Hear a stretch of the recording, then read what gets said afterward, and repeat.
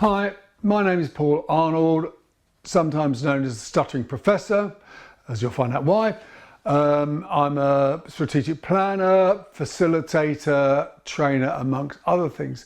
And as you can see, I've read a lot of books. I've not read them all, but I've read a fairly large chunk of them. And I've also summarised over 50 business books. And today I want to talk to you about this one. You know, Malcolm Gladwell's book, David and Goliath. You know, and it's like underdogs, misfits, and the art of battling giants. You know, now the top line of the book is that sometimes we think it's an advantage becomes a disadvantage and vice versa, where a weakness becomes a strength as we learn to compensate against it. And trying to play the giants game rarely is successful. To win against the giants, the Davies need to adopt different strategies. So the book itself, you know, you need to adopt a different strategy to win. You rarely win against the giants by playing to their rules, yet many Davies assume the battle needs to be played on their terms without even questioning it. People are blinded by the status quo. One researcher, a man whose name I'll probably grossly mispronounce, is Ivan Araguin Toft, analysed all the wars over the past 200 years. And when he looked at one-sided battles where one side had 10 times the size of population to the other, he found the larger country won 71.5% of the time.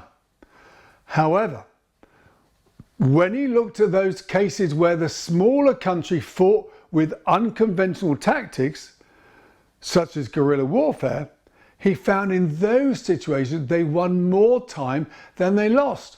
In those situations, the underdogs won in just under 2/3 of wars, 63.6%. Mentioned in the book, Lawrence of Arabia, Martin Luther King as examples. The book then goes on to talk about the N curve or inverted U curve. And it talks about how giants are at a disadvantage in some areas as more is not always better.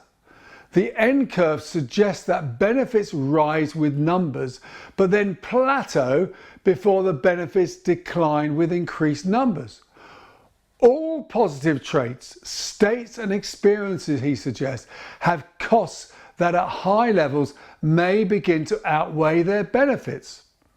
So a class size of 3 is just as bad as a class size of, say, 40. Likewise, we see the same with the effect of wealth on families. Too little or too much disrupts a family. Now, how a potential weakness can also give us strength. We tend to gravitate towards those areas we are naturally gifted in, but for some a disadvantage can be the making of them. And that's been termed desirable difficulties by Bjork and Bjork. An extraordinarily high number of entrepreneurs, about a third, are dyslexic. Richard Branson, Charles Schwab, Craig McCourt, etc. They succeeded in part because of their disadvantage. You know, there's a book I reviewed recently called A Beautiful Constraint by Adam Morgan, which takes on the same principle. Now, courage often comes from experiencing tough times, and they found that 67% of UK prime ministers had lost a parent before they were 16, as were 12 of the past 44 US presidents, such as Washington and Obama. Likewise, creatives, e.g. Keats, Wordsworth, Colroy and Thackeray. 25% of them lost a parent by the age of 10. Rising to 45% of them by the age of 20. The assumption is, and bear in mind it's an assumption, correlation does not equal causation. The assumption is such a dramatic loss helped them build psychological strength as having survived the worst fears of life. Excuse me. It gave them the strength and courage to cope with rejection. And psychologists have found that creatives, innovators, and revolutionaries share a similar trait of being disagreeable. They do not mind breaking social norms in pursuit of their vision. As the playwright Bernard Shaw said, The reasonable man adapts himself to the world. The unreasonable one persists in trying to adapt the world to himself. Therefore, all progress depends on the unreasonable man. A critic of the book. Look, I've always enjoyed Gladwell's books. They're a very easy read, but I think this time it's been a bit overcooked. He's tipped more into storytelling and less into robust content. The book is another example of a single concept, spun out to fill 275 pages. His stories, whilst interesting, feel to be quite tenuously linked to his key thesis. And I think some of his findings are open to debate, the Northern Ireland shootings may rise in relation to the amount of armed forces on the street. We're talking about the end curve.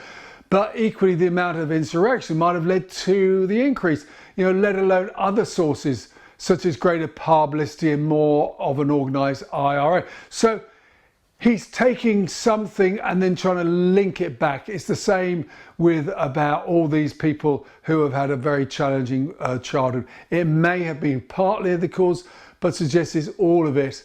And that other people who haven't can't also be good creatives or good leaders is also open to debate. So, take the book with a pinch of salt. But the fundamental principle I do agree with. When you're fighting against the big guys, you've got to adopt a different strategy to what they normally win on.